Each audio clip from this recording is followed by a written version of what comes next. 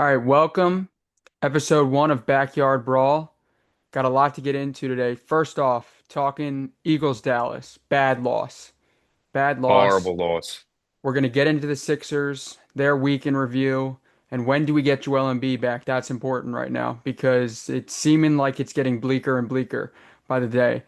We're going to go over question of the day. Hold on, I got to pull it up. Is Thanksgiving the most overrated holiday? Up for debate.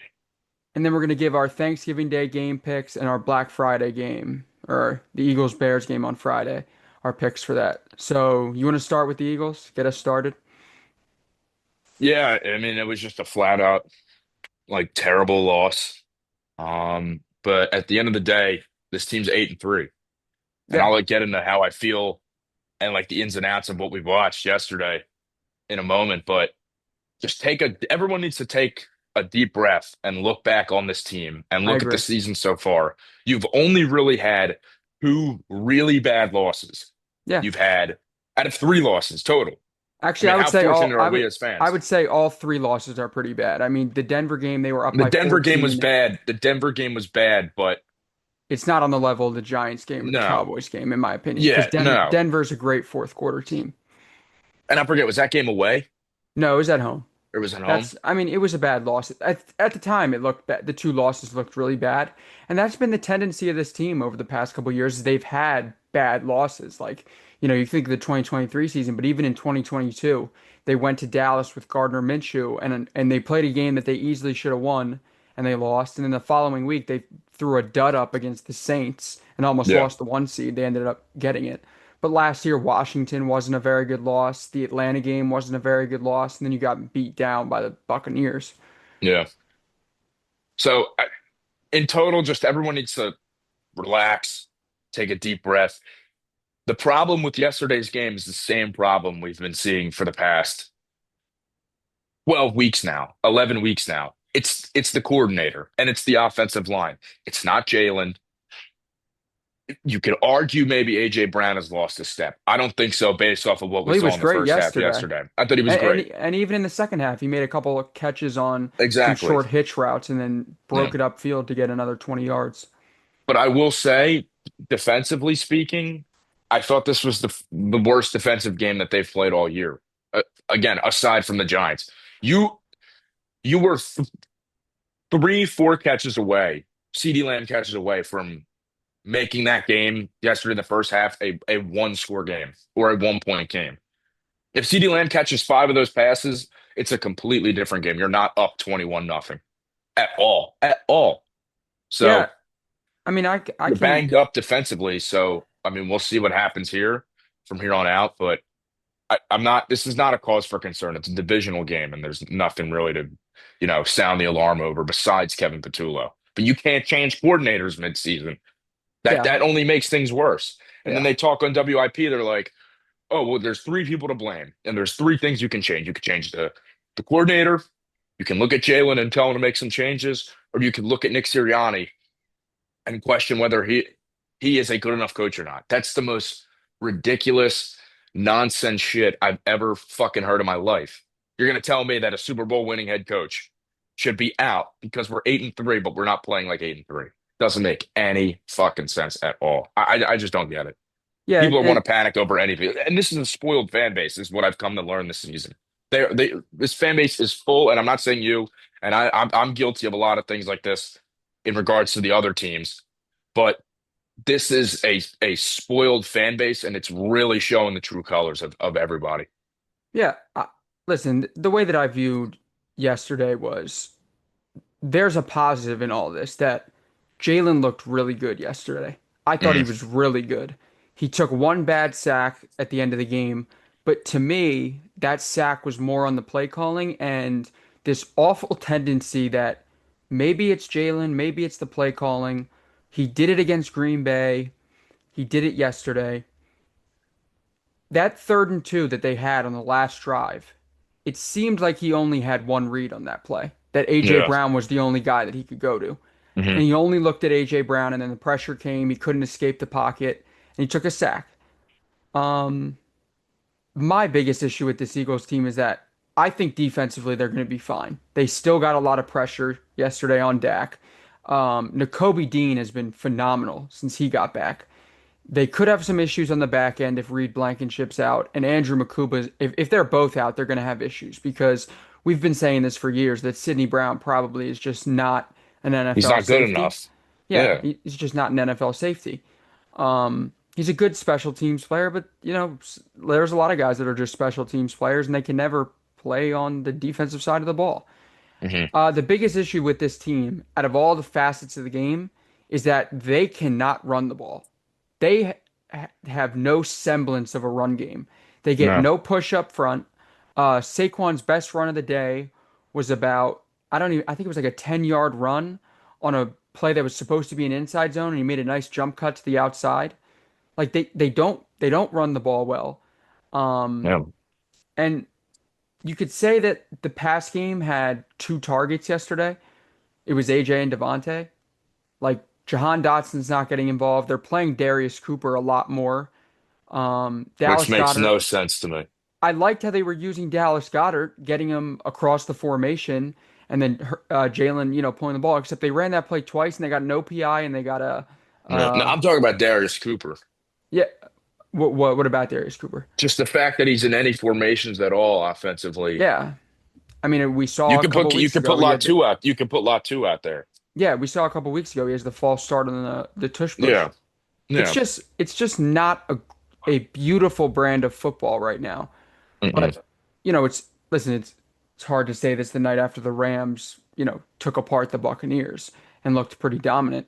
But the NFC is wide open. Like I'm not worried about Seattle with Sam Darnold. That doesn't really concern me. Yeah. I'm not worried about Detroit. Detroit went to overtime with the Giants yesterday. And I'm not, we beat the Rams already. Like the Rams were up 26-7 on us and then blew the We game. came back. Yeah. Yeah. Like I'm not overly concerned. It's not the biggest worry to me that they lost the game yesterday. It's tough to go to Dallas and win. We've seen that they haven't done it when Dak has been the starting quarterback in about 6, 7 years. Uh,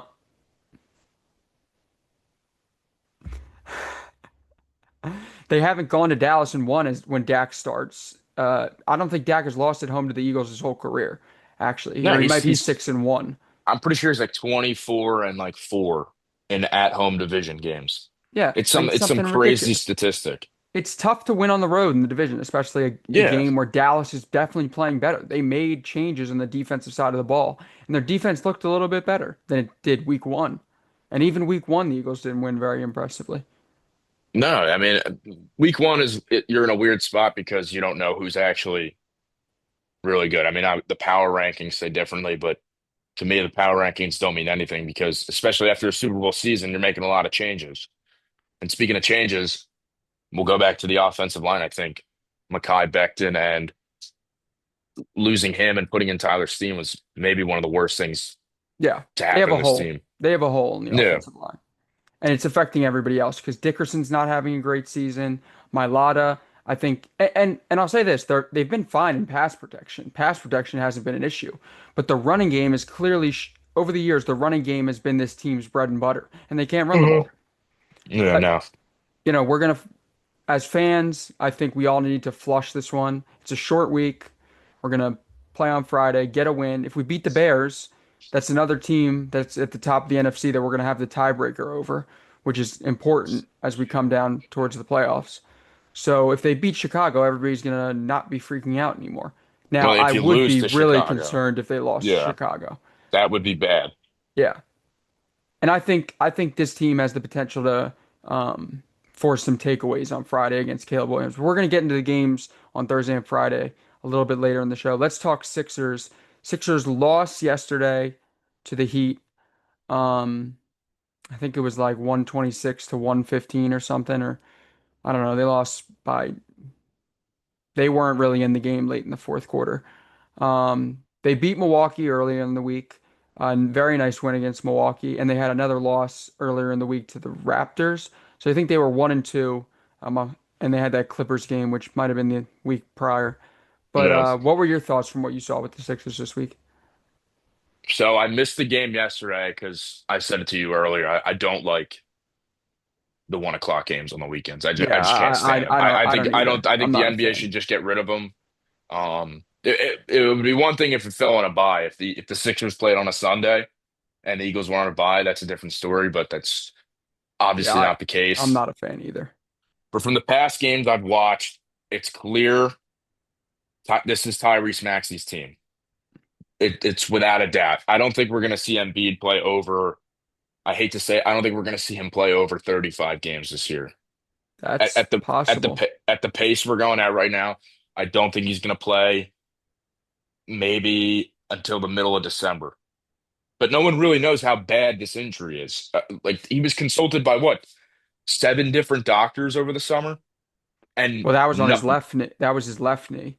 now it's his right knee. Like Now it's his right knee. no one has a clue And what's while going on. and while we're talking about it, I'll read the quote from Nick Nurse. He's okay, just not pain free. He's still day to day getting better, and I don't think he's far away from playing. But I mean, we've Yeah, heard that for years that he's coming back soon. He's coming back soon. He's coming back soon. And then it takes way longer than that to actually get him back. yeah, So, listen, I think this team can be a play-in team without Embiid, but they really struggle. And it's becoming Milwaukee did not do a good job of it the other night of containing Maxey, and he got no, off.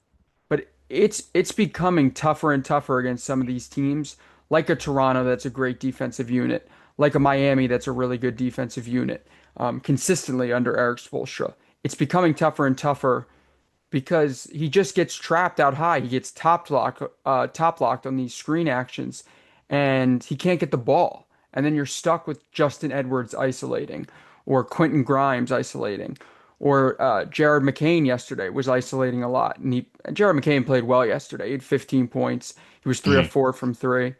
And that it's key to get him back because he can be a key contributor for us off the bench. It's just it's the they, same problem every year with this team, though. They don't have enough guys who can facilitate around your 2 star players that you have. yeah, Because it can't when Embiid comes back, it still can't just be Embiid and Maxey. You're not going to win games like that. Look at the Thunder. The Thunder are the best team in basketball, and I'll give you credit for saying this. They're the best team in basketball since the 2016 Warriors, 2015 Warriors. yeah, they're off to a great start. Like they're ranked number one defensively. They're ranked number one offensively. I think they've lost what? How many games have they lost? 3? I mean, last I looked, it was one. Yeah. I, So you look at these teams and you look at teams like even the Warriors aren't off to the best start, but last year played pretty well. They brought in guys who can help out your best 2 guys or your best 3 guys. The Sixers have consistently brought in. How many times have they brought in veterans oh who yeah, they thought were going to be improvements, I mean, right and that now just they were either traded or have barely contributed? and when they have injuries like they do right now, Kelly Oubre being out, Adem Bona being out, Joel Embiid being out, their bench is limited, and now you have Eric Gordon who they don't want to play. Kyle Lowry Kyle is basically, Lowry, yeah. which listen, my dad and I have mentioned this multiple times. If Kyle Lowry is just going to be key to Tyrese Maxey's development, and that's the reason he's here, I'm fine with him being on the bench on a 1 year cheap deal. But like, why would you bring back? And Eric Gordon might have had a player option or whatever to come back, and they didn't really have a choice to keep him. But my issue from the game yesterday was that I didn't watch the second half of the third quarter and the fourth quarter, but I watched the start of the third quarter. Paul George starts the game. He started the game in the first half, like he was a starter. To start Yeah. the second half, they started Tyrese Maxey, Justin Edwards, Quentin Grimes, Andre Drummond, and Dom Barlow. You want to know what my problem was? They brought Paul George off the bench in the second half. They started Quentin Grimes, who had 4 fouls, and picked up his fifth foul about 2 minutes into the third quarter. Tell me how that makes any sense. And listen, PG's been playing well since he got back. Yeah. He's a huge help defensively. He's another option as an isolation scorer. He still has a lot in his bag in terms of mid-range footwork. He's going to shoot probably high 30s, potentially low 40s if he has a good year from three. But he's on a 20, he can only play 20 minutes. And Jared McCain can only play 25 minutes. Like they're all banged up right now, except I mean, Maxi. And he's, even Maxi picked I up a mean, shoulder even thing yesterday. But McCain coming back from injury, it's unfortunate, but I don't want to jump the gun. I cannot see him having as good of a season as he did to the start of last season. No, because, having the knee thing over the summer and then coming back with a hand injury, definitely a rough start to the year for him. I wish they would have kept him in the G League for a little longer than just 2 games. Well, they need him up here with Kelly I Oubre know they out, need him and up. I then, know they need him up here, but if he's not up to full capacity, if he can't play at full capacity, well, yesterday was his best why game. bring him back up? Yesterday was his No, no, best I game. know He that. was pretty I good didn't get a yesterday. chance to watch. I just saw the box. I'm looking at the box score now.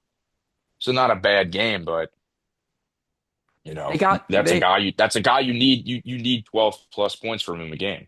Yeah, and they've played a lot of playoff teams so far this year, so you kind of can, it's early and your team is going to morph and change as the year goes on.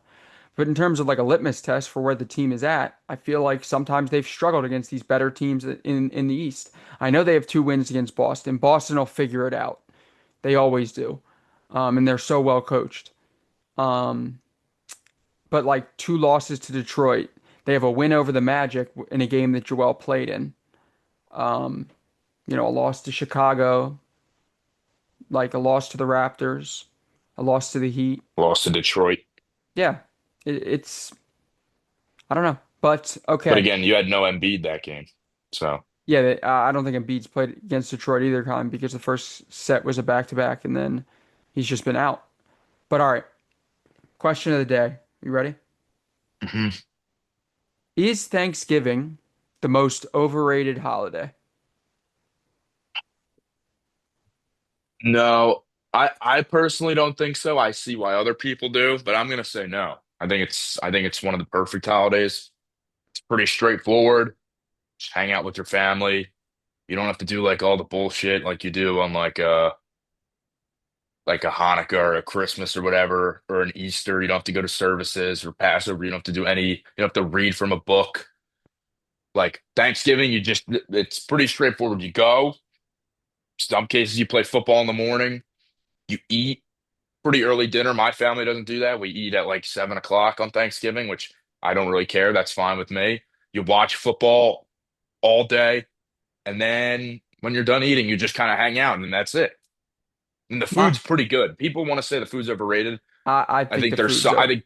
I think turkey's overrated, but I think the stuff with turkey is not particularly overrated because I don't you don't eat it every year. Do you eat stuffing like every I don't. week? I've never had stuffing and I never will. It looks nasty. It's good. It's good. Well, eat it this year. It's like breadcrumbs and shit. No, listen, Thanksgiving, my grandmother makes a mean brisket. We eat brisket. Like I like brisket. Yeah. The Hawaiian rolls are pretty good. I think like I see on TikTok people's family have cinnamon rolls. I think cinnamon rolls are a good addition, but my family's never done that. In my opinion, it's the most overrated holiday. And and this is coming from somebody who's been fortunate that the family gets together or like I get to spend it with my grandparents, which is kind of what's most important to me. And then sometimes I've had, times where we've gone to see extended family, and that's also really awesome. And like I love doing that. But Yeah. like I've been fortunate that for, the Jewish holidays, Rosh Hashanah, Yom Kippur, that we get to be together. I think to me the family dynamic with Thanksgiving is like I don't like watching sporting games with like a lot of other people. So like I think it gets too crowded when I'm trying to watch the game. Like I got fantasy players going and I'm trying to watch Yeah. like I don't like love that. And to me, it's just the food. Like I don't like the food. I don't eat that good on Thanksgiving Day. I mean, I clock in around 3 or 4 plates because mashed potatoes, stuffing, gravy, cranberry sauce, the whole 9 yard. The fuck are you looking at? 3 to 4 plates. Yeah. Do you go to the JCC that day? No, it's closed. And then I Do you go just for fall asleep. do you go for a run? No, I don't do anything. I don't walk, nothing. Gosh. How do you feel the next I day? just mire in my gluttony. Like shit. Yeah. But See, I like it's feel all good worth because I it. don't eat It's that much. all right, but when you eat fast food, how do you feel? I feel like shit. Yeah, that's like the goal of eating, I feel like, is to just feel like shit. I mean, I guess. I mean, What on what Thanksgiving, I'm not eating for sustenance. what day of the week is our football game? Wednesday. Wednesday. Yeah, Is game day gonna win? I hope so. Who the fuck knows? Who knows who's gonna even I'm show up I'm to this so out game? of shape. Yeah. I'm so I unbelievably out of I shape. can't. I'm not playing. I'm just going to watch.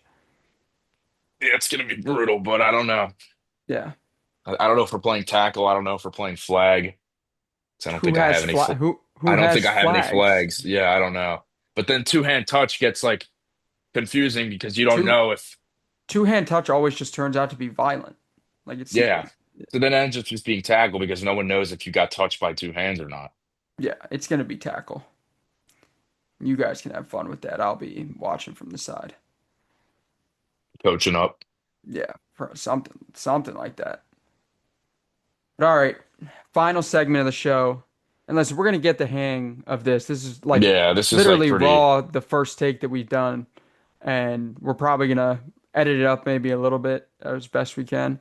But then we'll get this out just kind of as it is. Um, but Thanksgiving Day and Black Friday game picks. There's 4 games. So we've got first up at 1 is Packers Lions. Chiefs Cowboys is the second game at 4:30. Cowboys it's kind of the same. They change up the night game, but Dallas always plays at 4:30 and the Lions always play at 1. And then Bengals Ravens is the nightcap at 8:20. Mhm. And Okay. then Black Friday is Bears Eagles. So just to go down, just to start with Packers Lions. First of all, I think this Thursday, and I know it's Thanksgiving, but I think it's going to be the best Thursday slate that we've seen. Yeah, it always I is think because these could just be great games. You yeah, got the Packers and the Lions, first of all. That's a game. I don't know what the spread is at right now. major divisional Uh, implications in that one. Detroit, yeah. So Detroit's a 2.5 point favorite, which I don't understand. I think Green Bay's been playing pretty decent. And I'm just saying we're not putting I mean I'm not putting any money on this. No, I don't sports gamble or anything like that. I'm just literally picking a team to win. yeah, but I'm probably gonna pick Detroit at home on Thanksgiving. Yeah. I think also with them that's the way that I lean too. And I think also with them getting kind of embarrassed by Green Bay in week 1, I think they'll want to bounce back and they'll have one of those, high-powered offensive games like Yeah. they tend to have. All right, Although next up the loss of Laporta really, has been a I mean, difference that's been maker. a really bad Yeah. impact on that team, and it's shown. But Jahmyr Gibbs is just so good. Mhm. Jahmyr Gibbs is consistently now the best player on the field most Yeah. games. Like that's just a fact. And even the game that the Eagles played against Detroit, like I still would have said Jahmyr Gibbs was the best player on the field today. I mean, he had like 8 catches for 100 yards. Like he's ridiculous. All right, next up, Chiefs Cowboys 4:30. Uh, as much as I hate to say it, Dallas is on an upswing. They're two Yeah, games back from the division. Um, they just beat the Eagles. Prior to that, they decimated the Raiders. And I know that doesn't say much, but still putting up 33 points is a lot. I think, and as horrible as it is, I think the loss of Marshawn Nealon really has not in losing somebody, but has positively impacted the way this team has yeah, played. yeah, Just because it's so hard to lose somebody the way that he went out. I can't see. I I also just don't think the Chiefs are that good. yeah. I don't You think know, the Chiefs are good either, I and don't think Patrick Mahomes is having a good year. I don't think Travis Kelce's having a good year. I think the best player on that offense right now is Kareem Hunt, who's been playing pretty well, but I don't think it's enough to beat the Cowboys. I mean, this Cowboys defense we saw yesterday after the first half, the changes they've made with Kenny Clark and stuff like that, it's only going yeah, to be, bringing in good Quinn for this team. Williams. Yeah. I think I think I'm gonna go with Dallas too. I just don't believe in the Chiefs. They've been really bad in like big prime game spots this year. They've got the loss to the Chargers in week 1, the loss to the Broncos. I mean, they got it done yesterday, but I don't think that many people were actually watching Colts Chiefs. I mean, I had switched off the game. Like, I didn't really care that much. Uh, some of their other losses, I mean, they have some decent wins like stuffed in there, but like some of these other losses that they have, a primetime loss to Jacksonville, like it's just not great. I think the No, Cowboys are playing good football right now, or better football. And like I'm not gonna be a homer and be like, no, they're not that good. Like I think they're playing well right now. they're So playing good football. I'll go Yeah, with Dallas. yeah. And then Bengals Ravens at 8:20. Burrow could be playing, which will make a huge difference. But Jamar Chase was out. T. Higgins looked like he got hurt pretty Shaken bad. up. Yeah, Like I don't think this is much of a. I'll say that these AFC. What is the AFC North? Is yeah. that division? Mm. Like their games are pretty good in division, but I'm still going with Baltimore. I mean, Baltimore's been playing great. At home on Thanksgiving. I've been in that stadium. Good fans. Place is going to be bumping. They're 6-5. They're not completely out of the playoff picture whatsoever. I still think they're in the hunt amongst the Chiefs, the Texans, and somebody else. I think it was the Jaguars, right? Yeah, the Jaguars are in the hunt. Yeah. So getting Lamar back, you have Derrick Henry, you have Zay Flowers, you have Mark Andrews. You're still a top offense in the league. Yeah, I know you were with Cooper Rush and Tyler Huntley, which I went to a game when they played the Texans. It was the worst football I've ever seen the team play.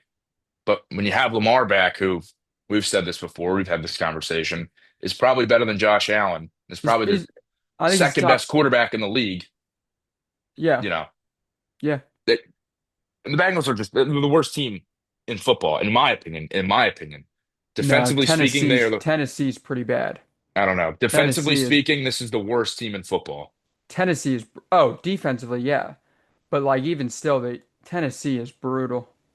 But And so are the Raiders. So are the how many times a Raiders. game do you see Burrow sacked in the backfield? I mean, I don't know. He hasn't played in like But when he plays, whether oh, it's a lot. Burrow Like their or line's not great, but the weapons that yeah, they have, like Tennessee has nobody. Tennessee has nobody, and neither do the Raiders. Like the Raiders have Max Crosby, and that's about it. Like what a yeah. dud it was signing Geno Smith in the offseason. In No, like they just they fired don't. Chip Kelly. Yeah, I saw that too. Just a rough first year for Pete Carroll over there. I thought they'd be better, Mhm. but yeah, I think it's kind of a no-brainer. I'm going with the Ravens too. Okay. So we have the same picks across the board, and I think we're both taking the Eagles on Friday, right? Yeah, I'm not gonna say it's gonna be a blowout because it's not. No, and I listen, the think Chicago, Bears. despite playing who they've played, they haven't beat a team with a winning record. They haven't beaten these teams by more than a touchdown. I think aside from how much did they win by yesterday? They won Yes, by no, I they think won it's by still a three. one. Yeah, they won. It was They a won one-score by game. three. So the Steelers are pretty good. I I want to say the Eagles win by a touchdown, but I just don't think that's the case either. I think they win by less than a score, Yeah, and listen, maybe on a game-winning field goal. Because hopefully they have a. this team's not putting up 20 points again. Well, the It's just not Bears, going to listen, happen. the Bears thing is these one-score games, so you want to try and get out and get to a lead against the Bears. That's kind of what the Ravens did the last game. I believe the Bears lost was to the Ravens a couple of weeks ago or whatever it was, and they were able to turn Caleb Williams over. I think that's definitely within our capabilities with how our pass rush has been playing, and our pass rush was still good yesterday. So yeah, I'll take the Eagles by a touchdown. Yeah. I Well, think the Eagles by a score. offensively speaking, I enjoyed how much they opened up the passing game yesterday, but you gave Dallas too much time to, come back in the second half and score they scored in the Well, they second were quarter. Like you're 21 giving them nothing too, is you not a got to lot run the anymore. ball. If you want to win games, you got to run the football. It limits the amount of time the opposing team has to score and drive down the field. Passing takes what? 3 seconds? 4 seconds? No, I Like think you're barely cutting time. I'm not. They just can't run the ball. They Yeah. can't. But hopefully, maybe they get it right this week. I mean, they had the one game against the Giants, but Giants fired their defensive coordinator today. So we'll see. We'll see. Yeah. So that's gonna wrap up episode one. We're gonna get better at this. It's a work in progress, but we wanted to get this started because the football season's kind of past the halfway point. So wanted to get this out. But Happy Thanksgiving, everybody. Happy Have a Thanksgiving. have a It's great a good first Thanksgiving. episode. Enjoy the time with your families. Um, yeah, we're gonna get this football game going this week. Let's do it. Let's do it. Happy Thanksgiving, everybody.